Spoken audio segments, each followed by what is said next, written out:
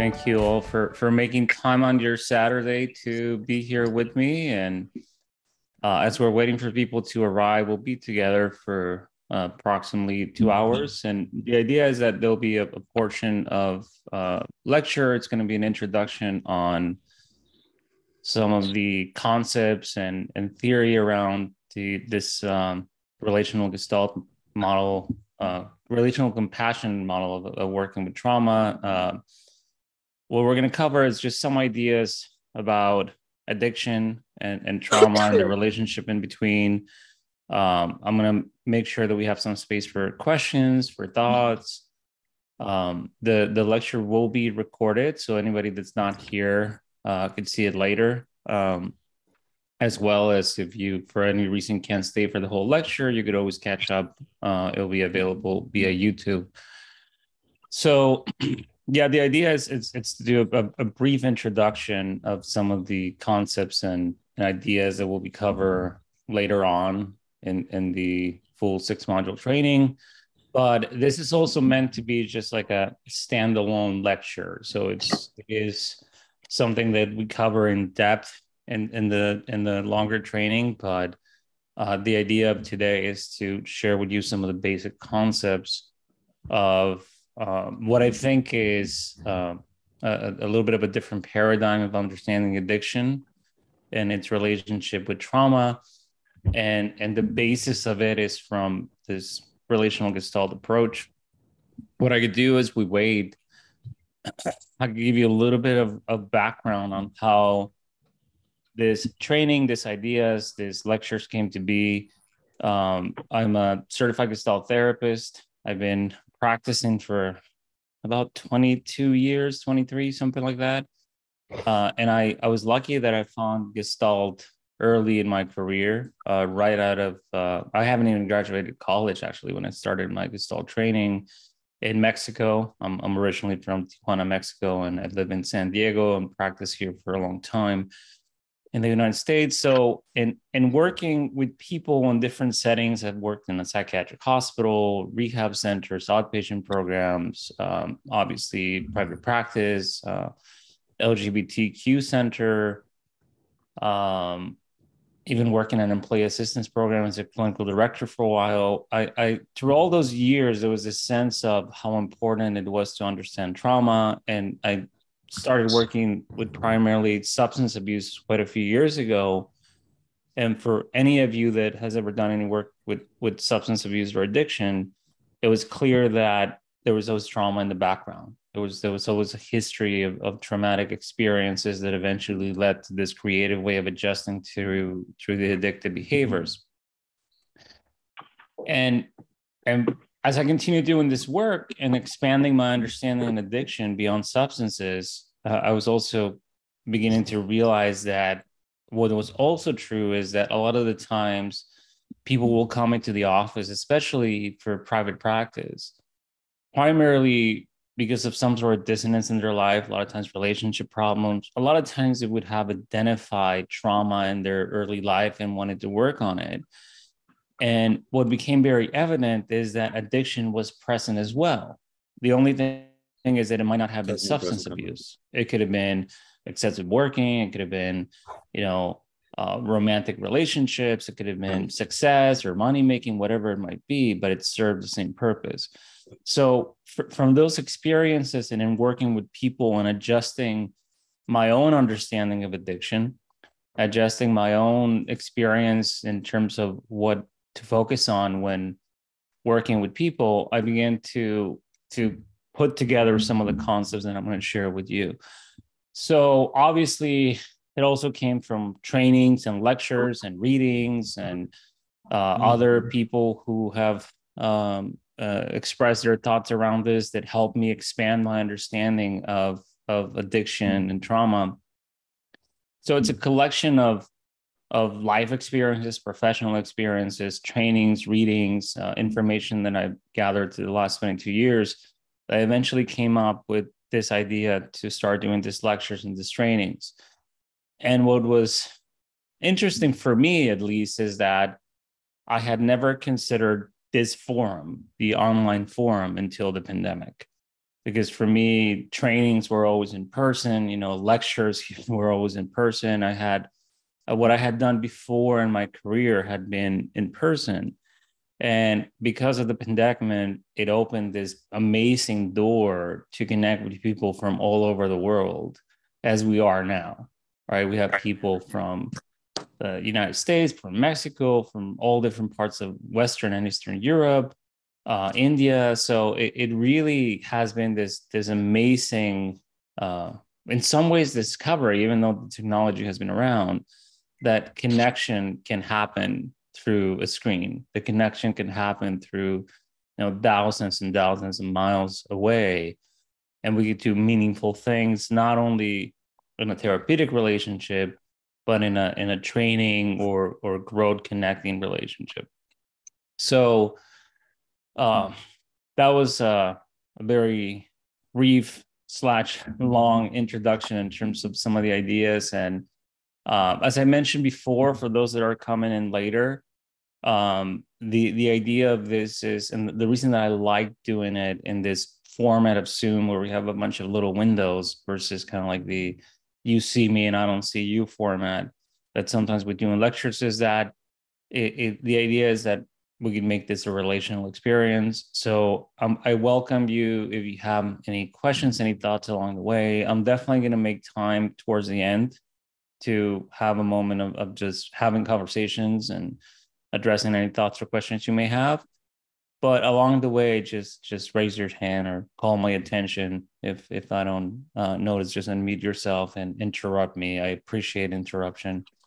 I wouldn't be a Gestalt therapist if I didn't value interruption. So please feel free to jump in at any point. So as I mentioned briefly in my little intro there, well, what I want to cover today is some ideas and concepts about addiction and trauma and the relationship in between.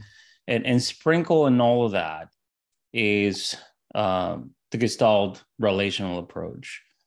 I highlight the compassionate component of Gestalt psychotherapy, because compassion has always been in the ethos of Gestalt. And what I'm doing is just highlighting its value for the process of healing. What I like to do whenever I talk is that I like to start with sharing a poem from one of my clients. And the reason for this is he has an ability to share with his words what it is to be in this very embodied experience of struggling with trauma and the impacts and the consequences of it, and how addiction becomes a way of managing and eventually becomes very destructive. This is a young man. I'll give you a little bit of who he is, just so you can understand the context of his writing, even though you don't need it. The writing speaks for itself, but I always like to give a little context of who he is.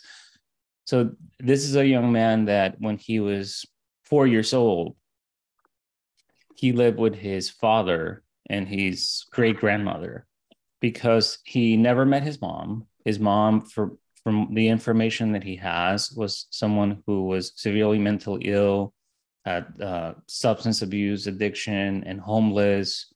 And right after his birth, they were never in contact again. And his father was 18 when he was born, and he tried his best to be a part of his life. The father had been involved in gangs and some significant violence. And the great grandmother was the only other person available. Everybody else in his family had either been imprisoned or have died, or were not able to be in any way of support because they were struggling with their own challenges. So when he was 4 years old, his father was murdered on a drive-by shooting. By the time he was 6, his great-grandmother had severe dementia and was not able to provide care for him anymore. And eventually he ended up in the foster care system. By the time he was 8, he was adopted by this amazing, loving woman who was a part of his life. And the person who brought him into therapy with me when he was 17. He has been diagnosed with schizoaffective disorder, has struggled with substance abuse addiction, marijuana, alcohol, a lot of psychotic symptoms through the years. And he has a lot of moments when he's been stable and been able to be connected. But at one point in his life, he started writing. Initially, it was raps, eventually poems. And through his writing, he was able to express what he couldn't do sometimes verbally. He was able to process a lot of complicated, deep, painful emotions and some trauma as well.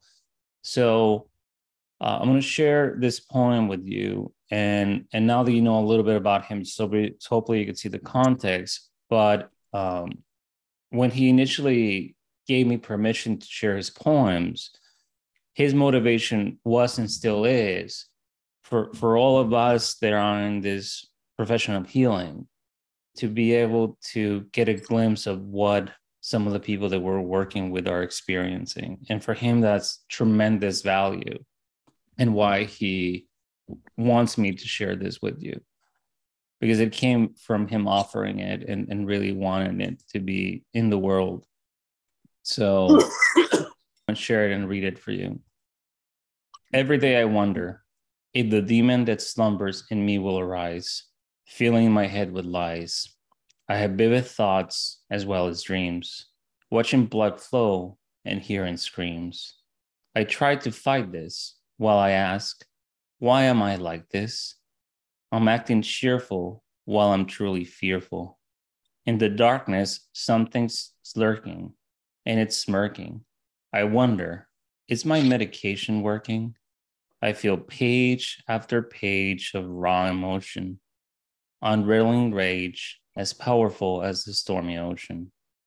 I go to therapy searching for answers. I hope it's helping me, but my soul is infected as if it has cancer. Is this infection simply a reflection of what I truly am, or another deception? I need medication just to make it through the night. I'm hoping I'll see another day and be in the light. Recurrent voices. Thankfully, they're not evil and at times help me make just choices. However, even when medicated, at times I almost implode. I take the wrong turn on the wrong road. For years, when I was dreaming, I was seeing demons. I would wake up sweating and screaming, still feeling like something's trying to drag me to hell. So I self-medicated with weed and liquor. It would help for a while, but at the end, I became bitter and sicker.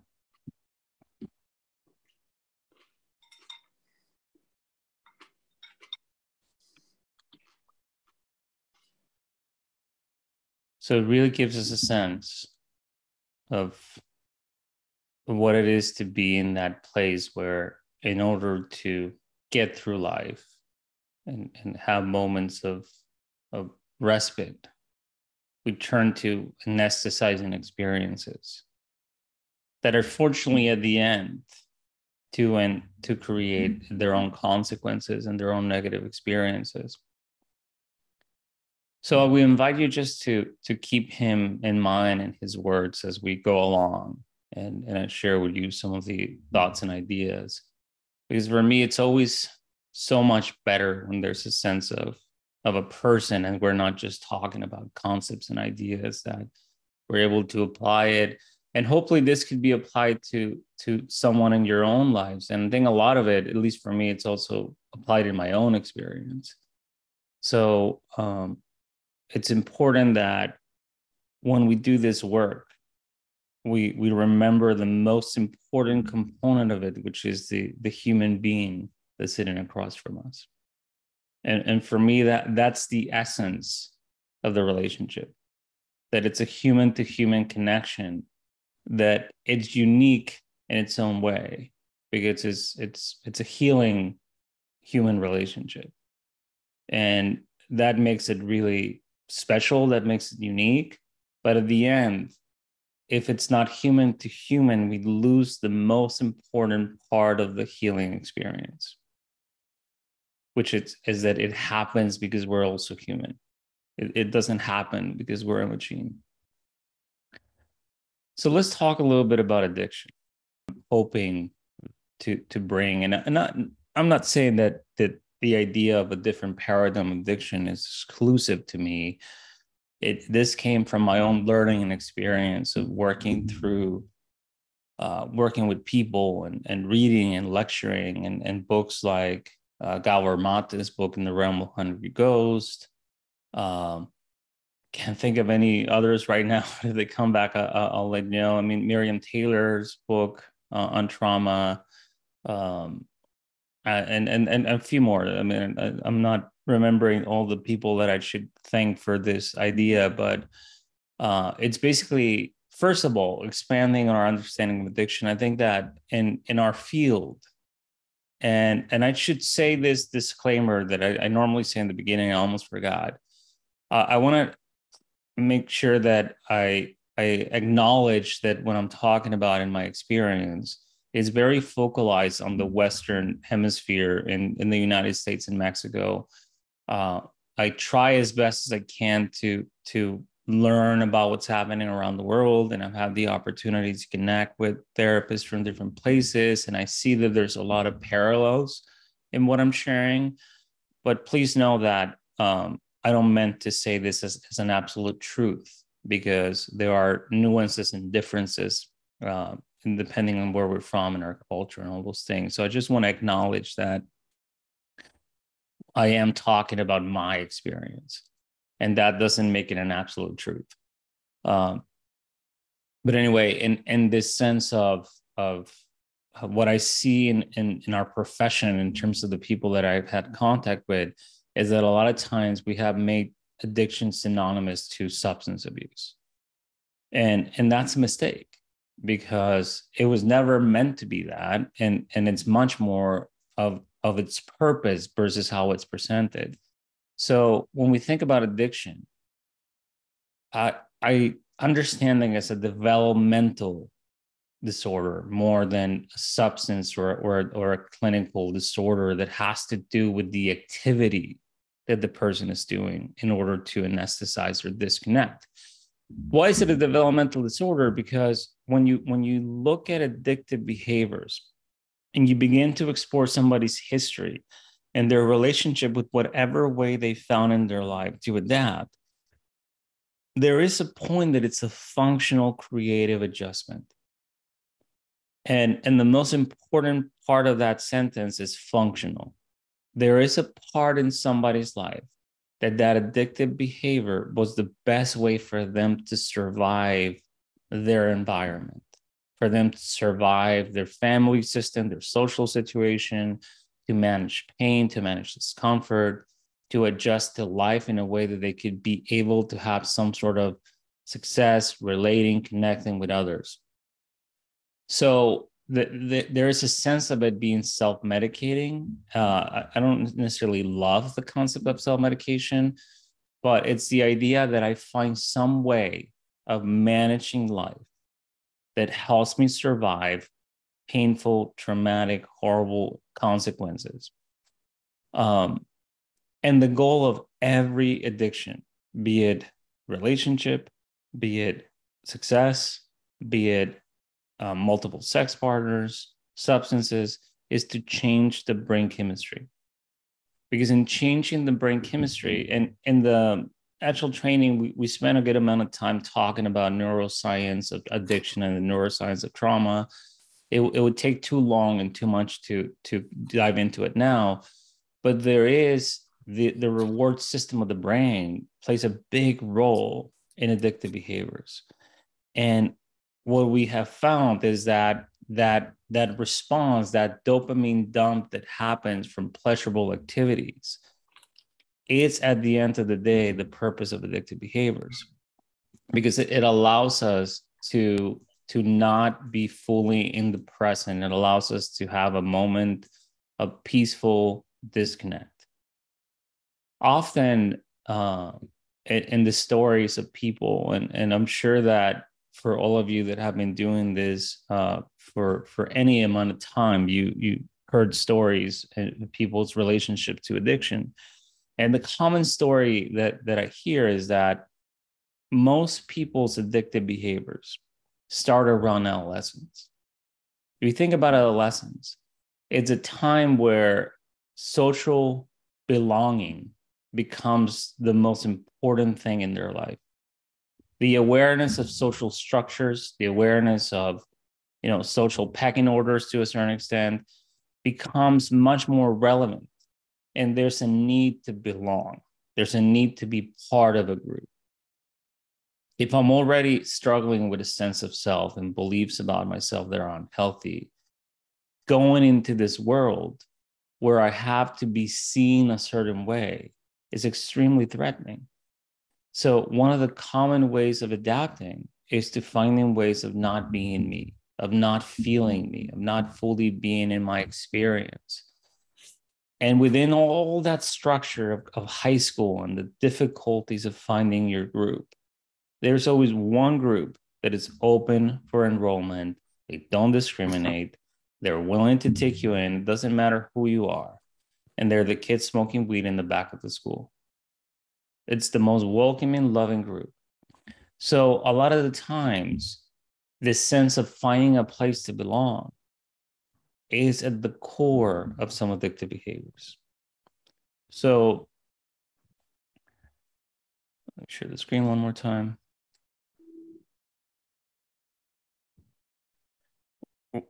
One of the things that I think is important as we're walking through this is to get a sense of an addiction, a definition of addiction, right? And this is something that I'm still in the search of a definition that fully expresses what I have experienced in the clinical work and my clients of addiction. The closest one is one that I found in Gabor Mate's book that I mentioned before, In the Realm of Hungry Ghosts, where he says that there are three basic components that need to be present in order for us to name something an addiction. The first component is that it brings short-term relief or pleasure.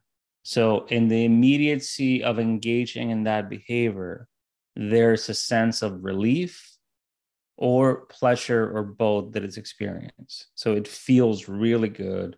It gives me a sense of calmness, pleasure, tingling, excitement, happiness, joy, whatever it might be. In the continuing engaging in this behavior, then comes negative consequences in the long term. It begins to impact my relationships. It begins to impact me financially. It begins to impact my ability to function. I feel guilty. I feel remorse.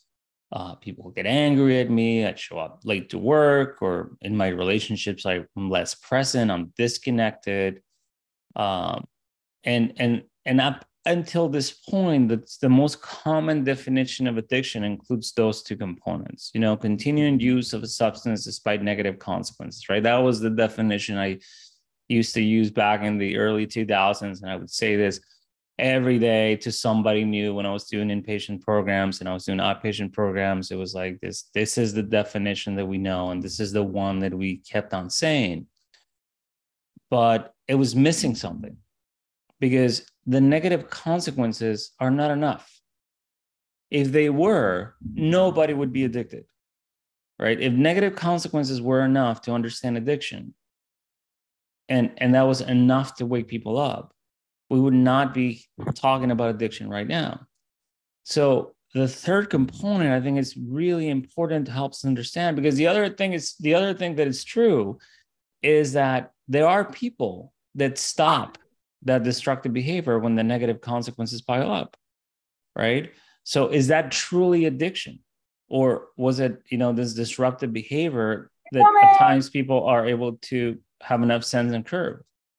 So when we think of the final component, and please, everybody, just make sure you mute yourself when you join us, is the inability or unwillingness to give it up. This is, for me, the essence of the destruction of addiction.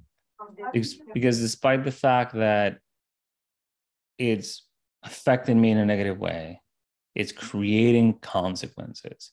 I am living in this sense of the unhealthy reality of that addiction. I'm unwilling or unable to give it up. And I just want you to think about that for a moment, right? What could be happening for someone to not be able to let go of something that is hurting them and hurting the people they love? I'm going to show you a brief video clip, and I'm gonna have to set it up for a second, otherwise it will make no sense. This is from the movie Flight by Denzel Washington. If any of you have seen it, it's a wonderful movie, highly recommended. But basically, the premise of the movie is that he's a pilot and he is an alcoholic and he's under the influence while he's flying. There's an incident with the plane and he's able to save the plane from crashing because apparently he was a very talented pilot. But some people are harmed in the process. So there's an investigation that happens to see what went on.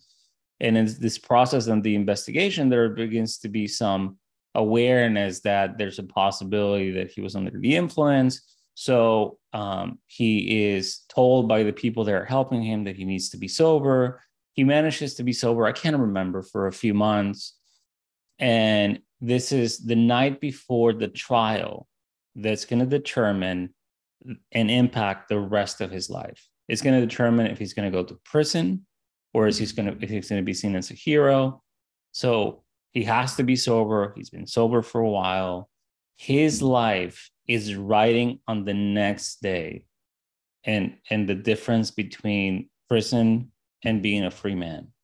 So this is the night before in the hotel room.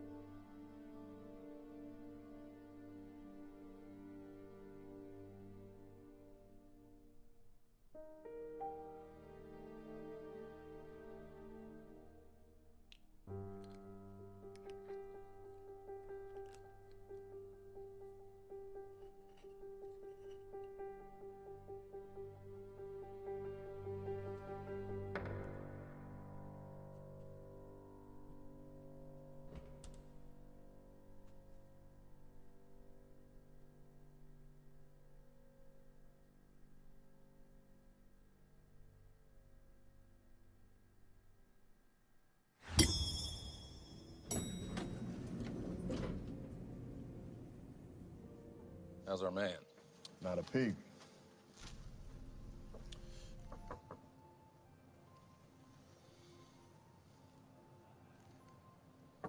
Maybe overslept. Didn't let any girls in there last night, did you? Oh, no, sir. Not a soul. No one came in or out besides room service.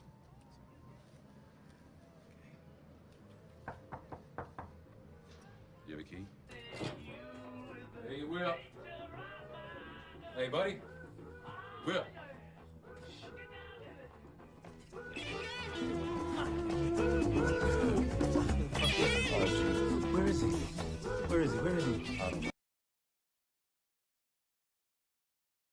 Okay. So I'm curious to hear your thoughts. Just what did you notice in that video clip? Whoever wants to share, just go ahead and unmute yourself and go for it. There was no control. Mm. Yes. Like no thinking of the consequences. Yeah. Yeah. In that moment, consequences are gone. It's just the immediacy of the now and getting that drink. Yes. Well, it's kind of what you were saying about the third component, the inability or the unwillingness. I mean, it looked like monkeys had gone through that room when I saw that. I remember that scene so vividly. It's crazy. Yes.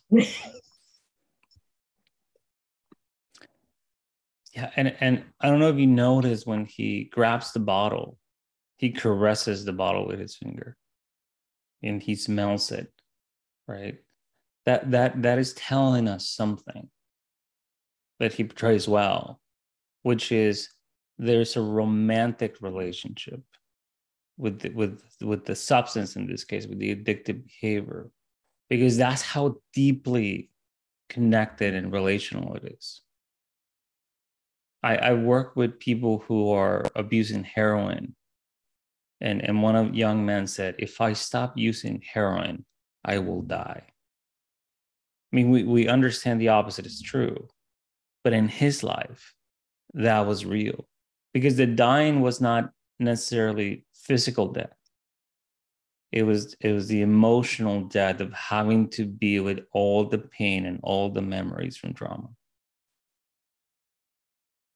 So when we begin to understand addiction for its purpose, it gives us a different perspective, right? If we just look at this bad behavior, he just behaved badly. You know, what's wrong with him? How could he do this? How could he ruin his life? How could he be so irresponsible? Such a bad behaving person. We're missing the mark of the most important component of that, to what could be happening that is willing, and you said it well, right? That there's that Alejandra, there's no sense of nothing matters beyond that moment. So what could be happening for an individual that for that brief moment of pleasure, they're willing to trade all of the negative consequences? Because in this case, he was fully aware of the consequences, right? I mean, in the plot of the movie, he has his court hearing the next day. He's in a hotel room with a security guard outside. I mean, in real world, there's no way they would have left a fridge full of alcohol there, right? But that's Hollywood. But but the reality is that is the what appears to be insane about addictive behaviors. But once we understand the essence of it, it's no longer insanity. It's a measure of the pain. It's a measure of the amount of discomfort that it's experienced, where this becomes an option and a way of surviving. So that's the other component of addiction, that it would be the measure of the disconnect a lot of the times can give us a glimpse of the amount of pain that we're going to be working with. So what this gives us, right, is it's an understanding of addiction being much more than the behavior, and that in reality, addiction is not a problem. Addiction is the attempt to solve the problem. And for me, this statement is so powerful because it begins to change, as I said, the paradigm of when we understand of addiction. If we focus just on recovery, I'm not saying recovery is not important. I'm not saying focusing on recovery is not necessary. And sometimes when like that young man that I was telling you that was using heroin, we can't do much until we help him not right? I mean, I'm not saying that sometimes people's lives are at risk because of addictive behaviors, and not just with substances. People can work themselves to the point of being physically ill and they continue to show up to work, and has long-term physiological consequences and medical consequences. People can have such a need for compulsive sexual behaviors that they are physically hurting themselves. So when we think about the severe negative consequences of addiction, when it comes to my physical health, it's not exclusive to substances. You know, I'm sure you have met people who are working to the point that they're ending up in the hospital because they neglect themselves to show up to work every day. They're the hardest worker. Now, this is a thing too, right? That I think is important. As we expand on our understanding of addiction, we begin to realize that there's some addictions that we condemn, substances being one of them, promiscuous sexual behavior for some people. And there's some that we highlight and admire, right? And somebody who works a lot, who's this excessive person who's working every day, they're sick and they show up to work, they don't miss a day of work, they stay longer, they work on the weekends, they come home and they do some work. A lot of the times those people are glorified. Either hard workers, there's great examples, you know, you should be like your dad who never misses a day of work. But then if you look at the consequences in this person's life, they're not present at home. By the time somebody who's working 10 hours a day, 12 hours a day comes home, there's no relational space. There's no ability to be in connection with others. There is physical consequences I mentioned before. I mean, there starts to be wear and tear. There is no psychological peace and sense of a relationship with self. So the consequences are not that different from an alcoholic, but they're perceived very differently. So when we look at addiction and begin to pay attention to what it's doing versus how it looks, it begins, what happens for me is that, and this is not the purpose of the compassionate part of the approach, but it's a component. I'm able to have much more compassion towards this person. I'm able to be in a compassionate relationship, not in like, how can you be doing this? What's wrong with you relationship? Because that gets in the way of connectiveness. So my own ability to be in contact, it's so much easier when I say, you know, of course you drank again. Of course you went back to the relationship that's extremely unhealthy, because that is how you have adapted to the world for years. So let's talk a little bit about trauma so we could see the other component of this lecture and this idea is to help us understand addiction better. So before I talk about trauma, I'm going to show you one more short video clip. I will do no introduction for this one. I'm just going to have you observe it, pay attention, see what you notice, and then I'm going to ask you, to whoever wants to share, just what came up for you as you watched this video.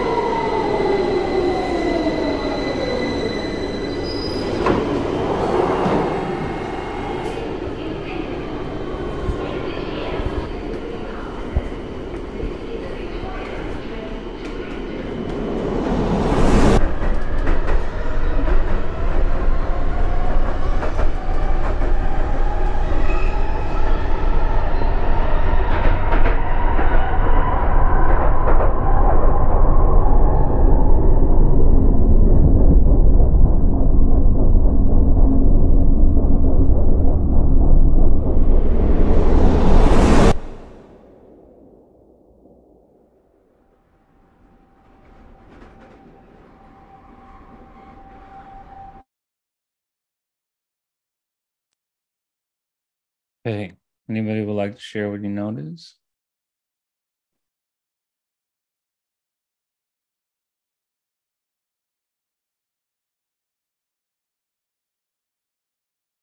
Just anything that grab your attention. I'll share. Hi. Mhm. Some words came up as I was watching. Mhm. In the initial scenes where what I was seeing was, in my view, assaultive, Mhm. attacking.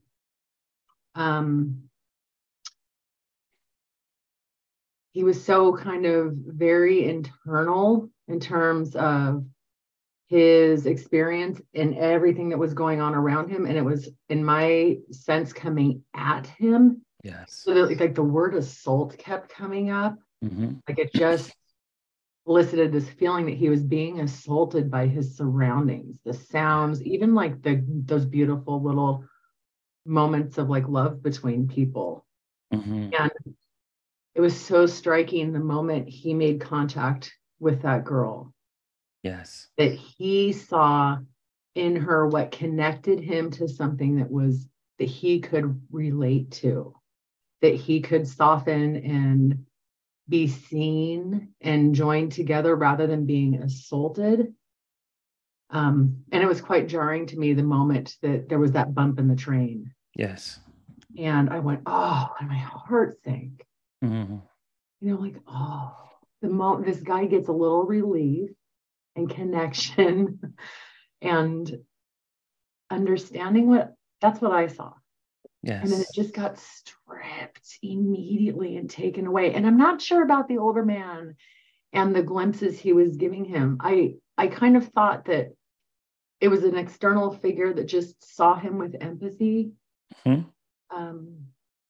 and just saw that he was suffering and wanted to Yes. offer empathy. But the main characters, who I'm going to call him, the protagonist, couldn't receive it. Mhm. So that was a lot, but Yeah, thank you for sharing that, Melissa. yeah, it was Yes. really beautiful. It was really beautiful. It's very powerful. Yes, thank you. And yeah, that there is, I mean, your description is wonderful, right? In terms of how it feels to see that and see the agony and the pain of that break and that brief moment of connectiveness and how fragile it was. Um, and how he is struggling to be in the world and everything is just happening to him, right? It is it's not laughter, it's not music, it's assaultive in a way. So I do get what you said. I see in the chat somebody said, sensors are very altered, it's very overwhelming, distress levels increase, focus on the outside and overwhelm, and also really in the moment when emotions come, flashbacks. Yeah, it was pain. Yes. And anyone else that wants to share their thoughts? I think that for me was like you just mentioned it in the chat, how the body, the physical attributes of our body is like they show symptoms when you're experiencing the trauma. And I guess when I was watching it, even when you're reminiscing about it or when you're reliving it, Yeah. when with his eyes dilated, it just brought like I'm like, okay, is he under the influence, or like just the thought and the flashbacks of the trauma brought back that intense symptoms within his body. I thought that was really interesting because I know that it heightens awareness. I just didn't realize the extreme of your symptoms in your body. Yeah. Yes. Thank you, Fabi. Yes, Alejandra. For me, I was feeling, I realized that like I just felt in my body just like pressure in my chest. And I realized like my heart was racing a little bit and that I wasn't breathing like correctly. I had like there were a couple of times where I had to like take a deep breath and and just because I just watching it elicited like a reaction in my body. Mm-hmm. Yes. So there is that kind of like the way that impacts me, right? And being and witness of that. That's also a part of it, right? That we could sense and empathize and connect and just feel that. So that's also important information, right? In terms of how connected we are as humans. And somebody mentioned about the I think it was you, Melissa, about the older man kind of witnessing, right, and being impacted, but also staying at a distance in a certain way. One of the reasons that I love this film, I mean, beyond what you all said, is that it shows how trauma is fully embodied and it's part of every fiber of this individual, how he sees the world, how he perceives people around him, even in that connection with this girl, right? I mean, there's a term that is used in the therapeutic community about this trauma bonding, right? When we find somebody that, you know, our traumas fit and we connect, and how fragile that connection is, right? With just a little bump in the train, you know, trauma is triggered. So it also highlights how how it filters the world, but not only in terms of how I perceive the world around me and I relate to it, but also in connecting with others. Because in that moment of the bump in the train, it was not a bump in the train for either one of them. It was something that broke that space of safety, and it was no longer a safe experience.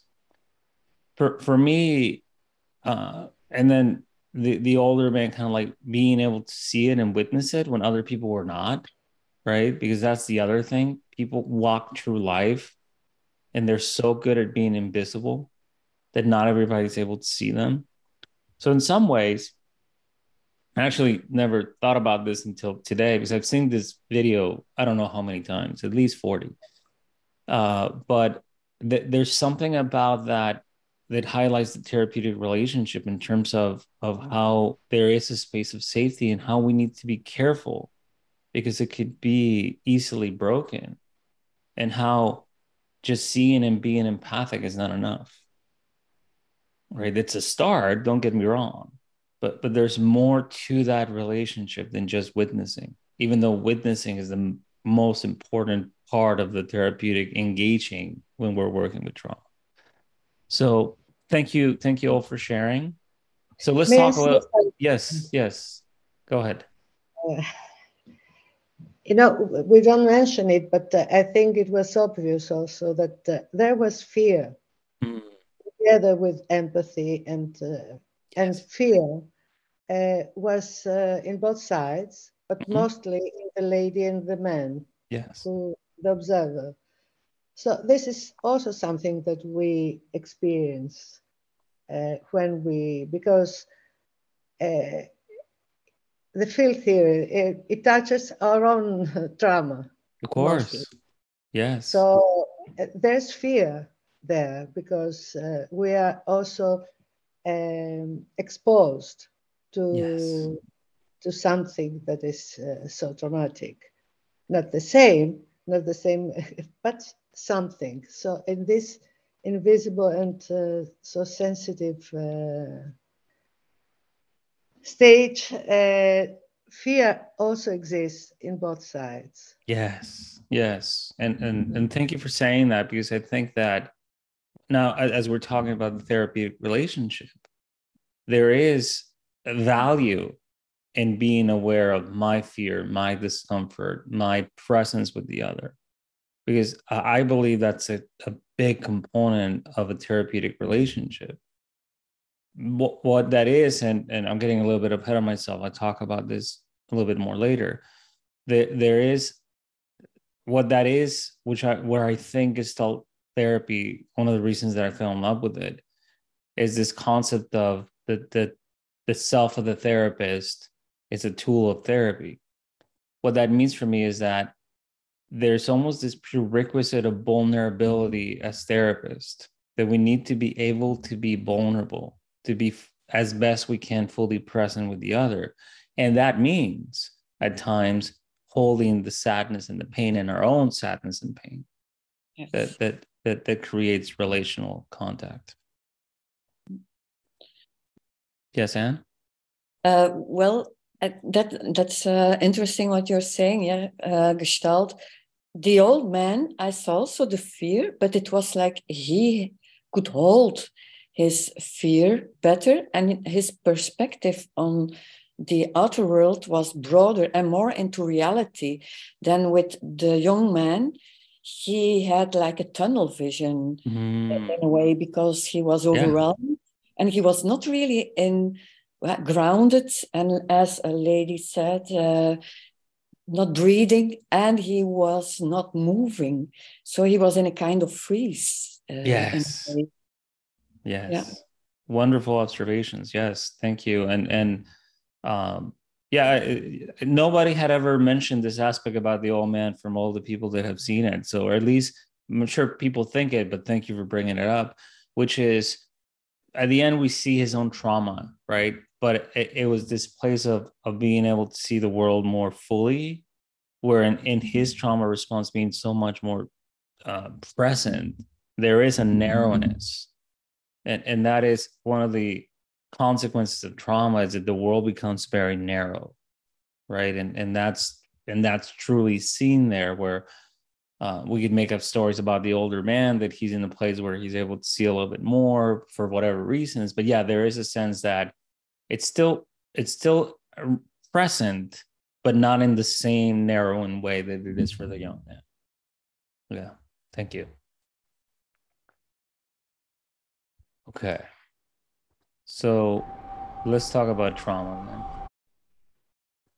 So this is Stephen Porges, who is the creator of the polyvagal theory, has this concept, which I think is, for me, the best definition of addiction. I'm sorry, about trauma as a chronic disruption of connectedness. As a Gestalt therapist, I read this and it just resonated for me, because that's what it is in essence, right? The simplest way of understanding trauma. I'm going to talk about it more, but the simplest way of understanding trauma is that it's a chronic disruption of connectedness. It gets in the way of my ability to be in contact, my ability to be present. So it's a chronic disruption, and chronic meaning pervasive, long-term. So when we look at trauma, it's really important that we don't get caught up with the trauma being about what happened. Not that the events are not important, but trauma in essence is what happens inside. And what I would add to that statement is, trauma is what happens inside you when there is no empathic support. This is important to differentiate, because horrific things happen. But the difference between the trauma being this imprint that has long-term consequences, and traumatic events being a painful event that is hurtful, it's painful, it's sad, it impacts my life. But resiliency is the outcome versus trauma. It's empathic support. I'm sure some of you have had this experience, but in working with people with sexual trauma, with childhood sexual trauma, sexual abuse, which is one of the most horrific things that happen to any human, I often ask the question, who did you tell when the event happened? And I have not had anybody answer anything different than no one. Right after the event. That is the essence of trauma. That there was no one to tell that somebody hurt me. So when we talk about trauma, it's the internal imprint. Because as we know, people can witness similar events and be impacted by them differently. So as we begin to understand trauma from the internal imprint that has long-term consequences, the events sometimes are not enough to understand it. I often use this example, and if anybody has heard me talk before, you heard it before, but if you imagine this water bottle to be a soda can, and I hit it with a big rock, that rock is going to reshape the can. It's no longer going to look the same. It's no longer going to function the same. It's going to have a big dent in it, possibly a hole, right? Those are those big traumatic experiences, abuse, horrible accidents, and losses, whatever it might be, things that happen in people's life that is very, very impactful. So when that happens, there's a relationship between the dent and the rock, right? But trauma also happens through little pebbles that I hit the can with. I constantly hit the can with little pebbles. Eventually, it's going to get reshaped, right? It's going to have a significant amount of bumps. The challenge is that we cannot find the one little pebble that caused all of that. So we need to look at the pile of rocks to understand how this was reshaped. So at the end, trauma reshapes who I am, how I see the world, and how I see myself. But it's not about the rocks. It's about the reshaping that happened.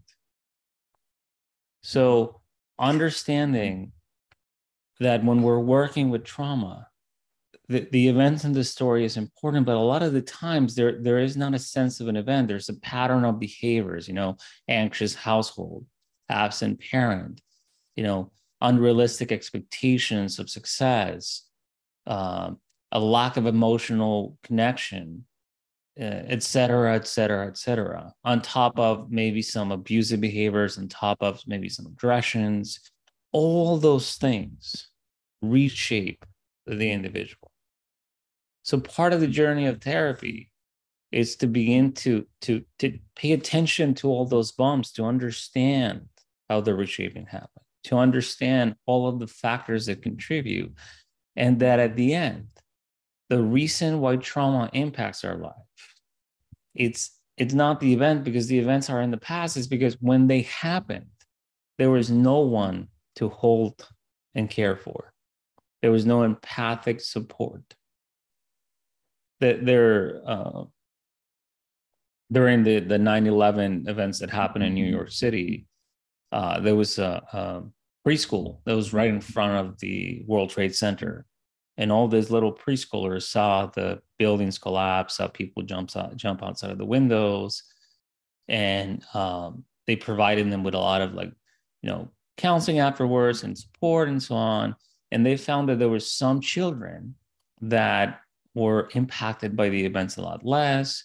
They were not having as much nightmare and flashback. When they would do drawings, they would add components to they would have the tower and the person jumping out of it and a trampoline where they would land, right? So they were coming up with creative ways to change the impact of what happened. And what they realized is that those children that were adjusting to this in a different way had supported loving home environments where they talked about what happened, where it was acknowledged, where they were able to talk about how horrible and fearful and scary it was to see somebody jumping out. The children were having a hard time adjusting. At home, there was this, well, it's okay, you're going to be fine, nothing happened, just forget about it kind of responses. Because when we're working with trauma, the ultimate consequence of trauma is that it becomes unspeakable. And that unspeakable, unnameable experience is destructive. So what therapy does is that it keeps a space for the unspeakable to be spoken. And sometimes it needs to be spoken as it is, as a truth. There was a period in my life that I worked with a lot of military people. And some of them were special operations people who have killed a lot of people, right, in their work. And one of the biggest challenges that sometimes they would have is that they will be seen as heroes. They were glorified. They would be admired for the amount of people they killed. But one man in particular said, I did horrible things. I don't want to be glorified. I want it to be acknowledged that I killed another human being and that it's horrible that what I did was horrible. It was my job, whatever, but it was horrible. And all I could do is just acknowledge it was horrible. You killed other people. And that in itself began an opportunity to work through the trauma because it was named. It was not shaped by the fact that it was a heroic act. Be it a heroic act or not, the fact is something horrible happened that I did, right? So when we're talking about trauma, when there's enough safety for it to be named, it begins the opportunity for healing. So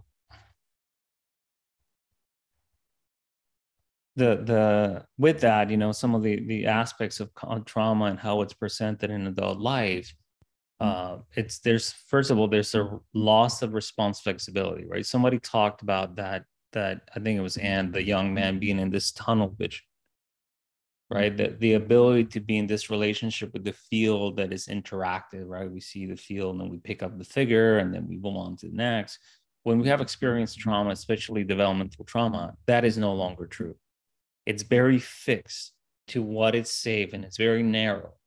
Everything that is not safe, I need to stay away from. So what I'm able to see from the environment is very, very narrow, and my ability to be in this flexible relationship is gone. There's a fundamental disconnect from who I am. I cannot fully see the self because it's covered with painful, unpleasant memories that I must not see. It shapes how I see the world, right? We see it clearly in the video. As I mentioned before, it's not laughter, it's an assault. And finally, what I think is the most detrimental consequence of trauma is that it's impossible to be in the present moment. I constantly see the world from the lenses of the past. I cannot fully be in the present. And one of the ways that I experienced this myself, and I like to use an example of me instead of trying to make it about someone else. It's easier for me to express it, and it sometimes makes more sense. But for example, one of the challenges that I have that comes from my own shaping in trauma is that when I walk into a room where there's a bunch of people I don't know, I feel very small. I feel that I can't talk to anybody. I am 6'2", a meter 88. I'm a fairly big guy. But when I walk into a room with a bunch of strangers, I feel like a little boy, and everyone is bigger than me. Everyone's an adult, and I am not. And I have to take some time to breathe, to come back into my body, to come back to the present, to be able to engage in a conversation with a bunch of strangers that I don't know. So especially when I go to conference and things like that, and I suddenly am with like hundreds of people and none of them is a familiar face, that immediately is triggered. So I am not in the present moment, right? My abilities to be an adult are gone. And I'm just this little boy that has no idea how to talk to grown-ups. And I've been doing this kind of stuff for a long time. I'm able to sit in front of people and talk. If I'm on a stage, I'm okay. But if I'm not on a stage, it's a whole different experience, right? So when I say that it's impossible to be in the present, that's what I mean. Right? Our resources as an adult are no longer available to us. And the world seems menacing and impossible for me to be in it.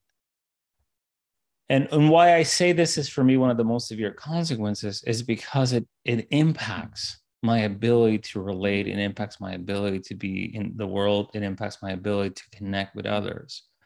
Because I cannot connect, fully have contact from a sense of helplessness and hopelessness and not enoughness or whatever it might be.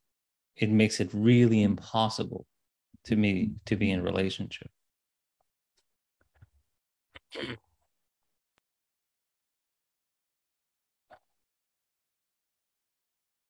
So as we begin to put this together in terms of the trauma and addiction component, one of the best ways that I have of understanding this, if you take the basic human needs, right? And there's a lot of literature around this, but I have come to break it down to two basic ones, which is to attach and to be authentic.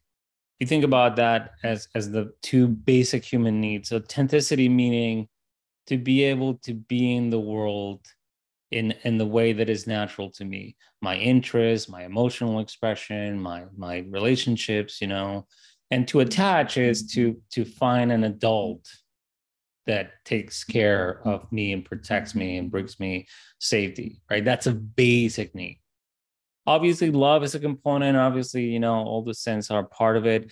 But in its most basic way is that I need to be able to be a part of an adult's world in order to survive, right? Intrinsically, every child knows if I don't have an adult that takes care of me, I cannot feed myself, I cannot protect myself, I cannot shelter myself. So, but unfortunately, the need to attach trumps the need to be authentic. So I'll give you an example that I commonly use. So think about a little girl. This little girl is very active. She likes climbing trees, you know, playing in the mud, wrestling with boys, playing sports. And mom says, no, no, no. Little girls are supposed to wear dresses and play with dolls, and they're proper. You know, they don't climb trees, they don't wrestle. You're supposed to be a good little girl and be proper, well-mannered, play inside. So what the little girl hears, in order for my mom to love me, I must be a good little girl in this way that she's describing. So I cannot be me. Being me is wrong. That is the essence of shame. Who I am is not okay. That is what is at the core of shame. So the little girl tries to be a good little girl, behave, wear dresses, you know, all these things. But once in a while, you know, the tree looks very tempting and she ends up climbing it. Or boys are having a lot of fun and she ends up getting pulled into it and wrestling with them. So then, you know, she's in trouble, you misbehave, you're a bad girl, whatever. So there's the message that if I am who I am, if I live in the way that is natural to me, I'm a bad girl. People will not love me. This is a very simple example, but it's true. And if you add, you know, messages that are aggressive, if you add corporal punishment, if you are expectations around success or grades to it, you begin to see how these are all the shaping events, all the little pebbles that create a disconnect with who I am. And the ultimate consequence is there's a disconnect from my body, my emotions, others, the world, because I have to live in the world as not me to be accepted. Because if people see who I am, they're not going to like it because it's wrong, shameful, inappropriate, not valuable enough, not important enough. And those messages get internalized and shape the way I relate to the world. So as we think about this relationship between addiction and trauma, this image is the best way that I have to explain it. Because on the blue side, we have, you know, all those unexpressed emotions, broken attachment, painful experiences that we have, traumatic shaping that every single human experiences. That on its own, it's not going to derail us into addiction. It's not going to be this like life altering in a dysfunctional way experience because it's part of human nature. On the green side, we have pleasurable behavior, substances, sex, you know, getting good grades, whatever it might be. Once again, that on its own, it's not destructive because we all like things that feel good. There's nothing wrong with things that feel good on their own. Life would be very boring if we didn't have those pleasurable activities. But what happens is that there is a point in that adolescence normally that I mentioned before, when the world starts to be present and I start to notice what people see me and I don't want to be seen and I'm afraid of those kind of like that true self being seen, where addiction becomes a way of adapting to the world. And it wouldn't be addiction yet It's those pleasurable activities allow me to be in this functional creative adjustment period.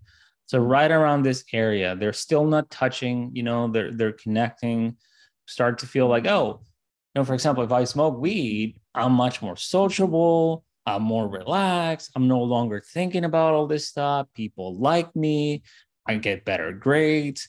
How could we say that is not functional, right? It is helping me manage life and get through things. Now, long term, the negative consequences start to happen.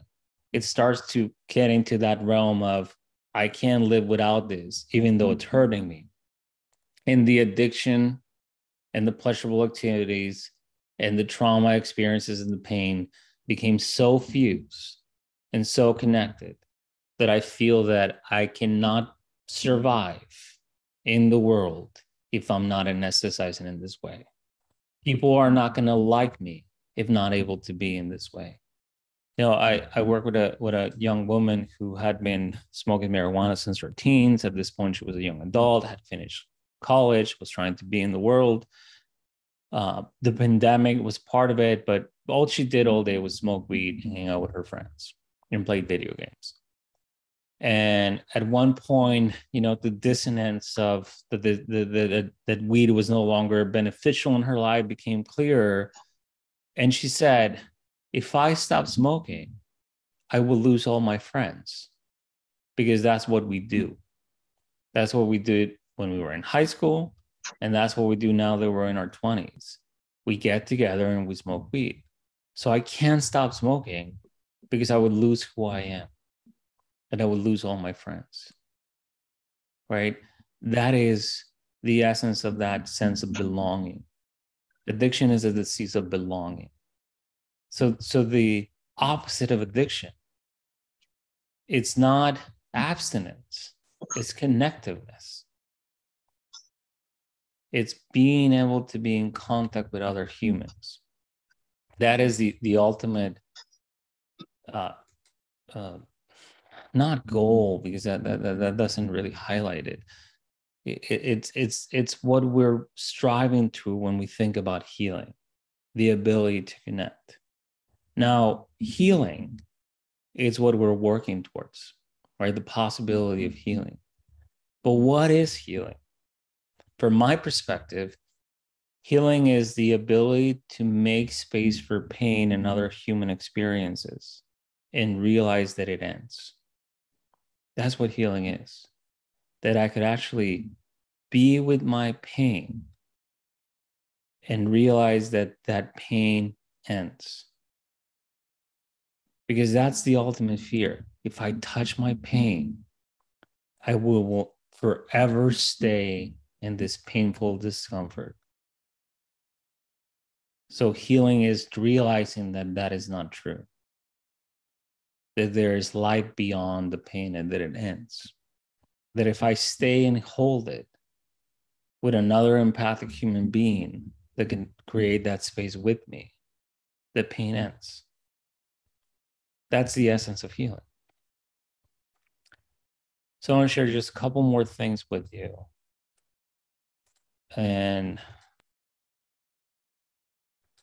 so when I think about the role of us as therapists in this context of what I'm sharing, I think that there's three main things that we're responsible for. There's many more, but these are the essence for me, from my perspective. We're responsible for creating, not for creating, from bringing safety into the relationship. Now, safety is not the absence of threat. Safety is the ability to connect. So when I talk about being the holders of safety, it's in the essence to be able to have a space where we're present, where we're able to be in a space of contact. So safety and contact for me are very connected. And I know that for all of us that are Gestalt therapists, contact is something that we talk about for days and still come up with different ideas of what it is and different perceptions of what it is. That I have seen people fight about what contact is and it's not. So I'm not going to get into the definition of it. You could define it however you want. but in the essence is the ability to be present with the other, right? In an interactive relationship. I mentioned earlier that my belief is that a prerequisite for contact is vulnerability, my vulnerability, not the other, because that allows me to be in the best way that I can, fully present as a human being, to take the other person in, to be able to engage with the other, to be able to be willing to share a part of me. So there's the possibility of contact, right? In that contact boundary, I can only control my willingness to be open and present to relationship. And I say the word as best as I can on purpose, because we can't be like 100% in it all the time. We're human too, and we're impacted by the other, but enough aware that I'm willing to be present. And finally, I think we're the holders of hope. Now, hope is not everything's going to be okay. That's not hope, right? That's this false optimism. For me, what hope is, and I experience it in micro doses. It's not like this, oh, I have hope all the time and the world is wonderful. Hope is the essence that healing is possible. For me, is holding on to the fact that there's a possibility of healing, and that what I'm doing, it's meaningful, right? That what I'm bringing to the world in this moment of sitting with this person is meaningful, because human beings, in essence, are wonderful, loving beings. And I believe that. So for me, that's what hope looks like. It could be different for each one of you.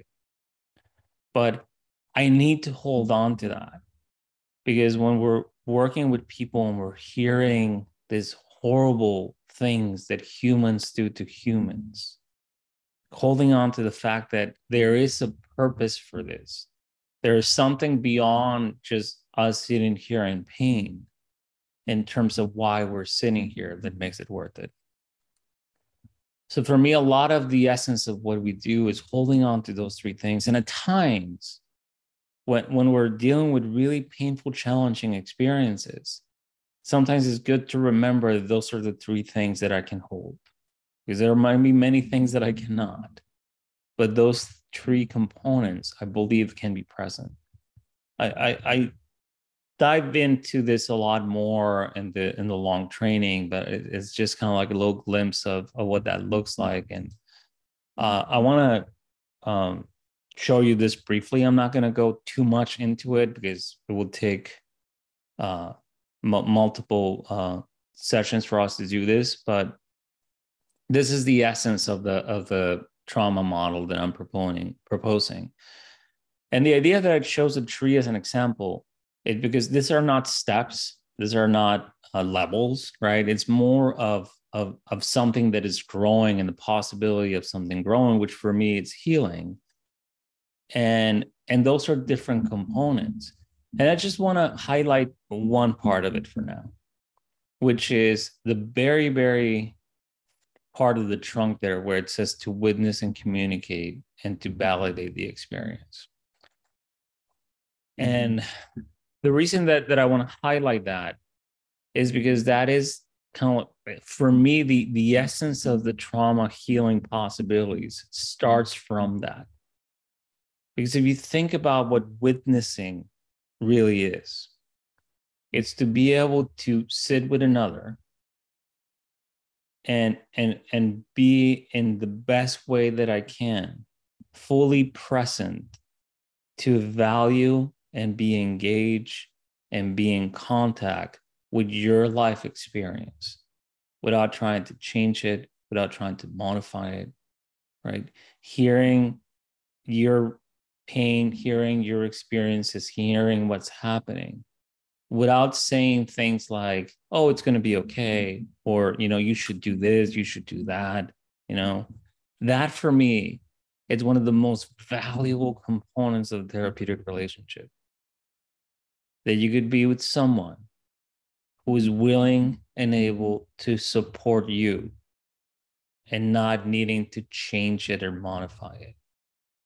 So there could be the beginning of enough space.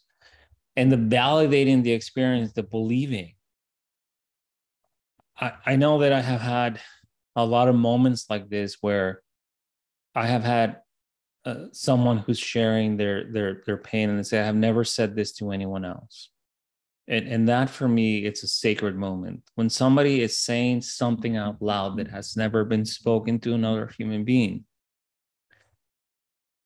And then I remember one person vividly who said, you believe me? And I said, yes. And she started crying. Because she thought that if she was to say this out loud, no one would believe it. No one will believe it to be true. So this is the beginning. I mean, it's a great start. It's not enough, right? I mean, in terms of the healing process and all those things and what we do in therapy, but it's an amazing start to a healing relationship, to be with someone who can and is willing to be present in the best way possible, and who engages in what you are saying is true. It doesn't matter if it's ultimately true or not, right? That's the most important part of it, especially with early trauma. It gets muggy, right? It gets expressed in ways that sometimes, the story doesn't really make sense, but it's not about the story. Once again, it's not about the events. It's about what impacted and shaped them, and what beliefs they carry about themselves because of that are still present in their life today. Otherwise, it would be irrelevant. It would be history. But it's valuable because it's still impacting the way they see themselves in the world in this very moment. So that's why we deal with it. That's why we address it.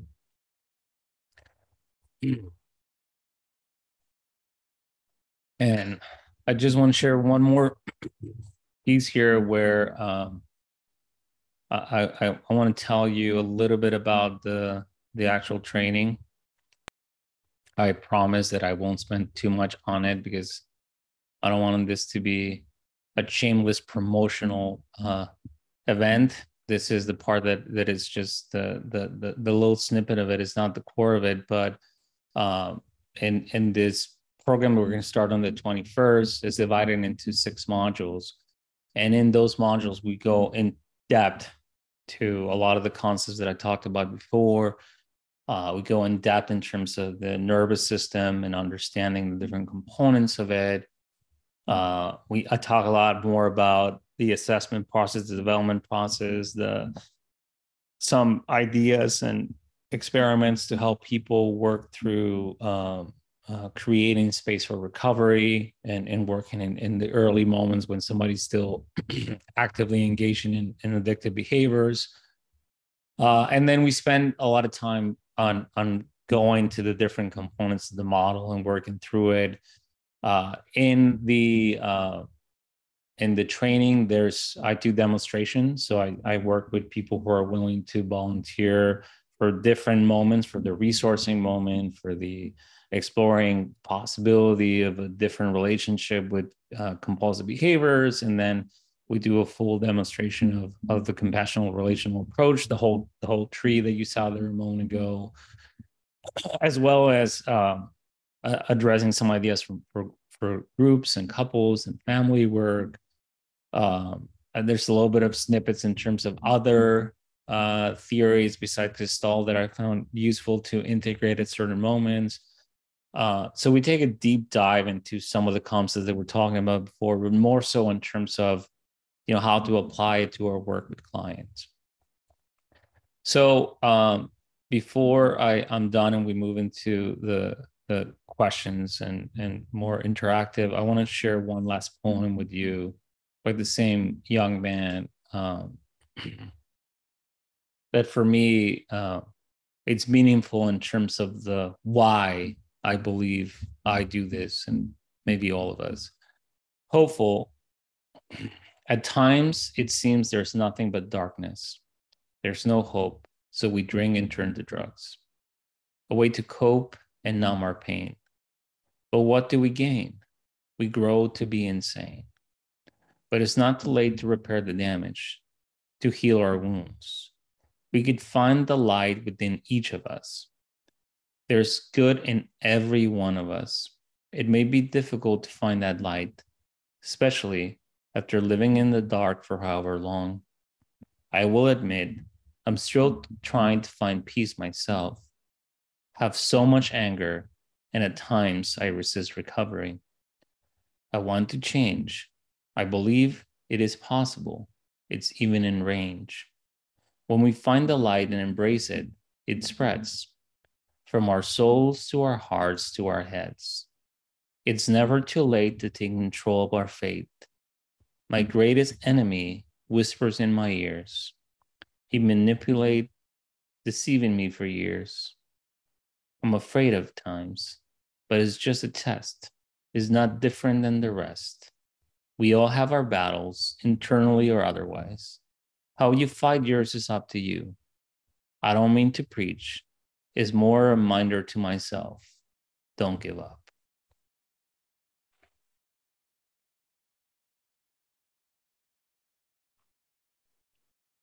So that for me is the answer to the why. In terms of why I do this, why this is important, why I think it's valuable for me to be sitting here with you this morning, because the possibility of healing, it's there, and that's the one thing we're able to provide. And this is not the end of his journey. There's been a lot of ups and downs, because that's the other thing, right? I found that healing, it's not an answer, it's a relationship. Right? Working through healing trauma, it's not a place that you arrive and you're good, you're healed, you're good to go. Trauma's in the past, it doesn't affect you anymore. We build a relationship with those parts of ourselves. We build a relationship with our pain and our trauma.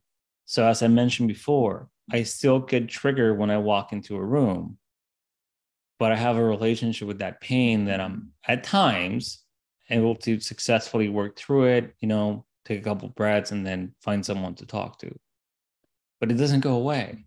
So the journey of healing, it's not a destination, it's a relationship with my pain, a relationship with my history, a relationship with my protectors, and so on, with all the antagonists in my life. So I could be in the best way I can, present with it. So that's it for the formal lecture part of it. If anybody is interested in the program and wants to talk to me about scholarship opportunities, or price adjustments, whatever it might be, because I understand that we're not all in the same economic reality, and I've been in contact with people from different parts of the world, and I'm very aware of that, and I want this to be available for anybody that's interested. So please know that the financial aspect of it it's a required formality, but not a reason to not attend. So I will write here on the chat in a moment my email, as well as the coupon code and the link to sign up if you're interested. But with all that aside, I do want to now come back and talk to you. And this part of it will not be in the recording. I don't like question and answer segments to be in the recording, because that way we can talk more freely, and you don't have to worry that it's going to be broadcast to the world. So from this point forward, I'll actually stop the recording here.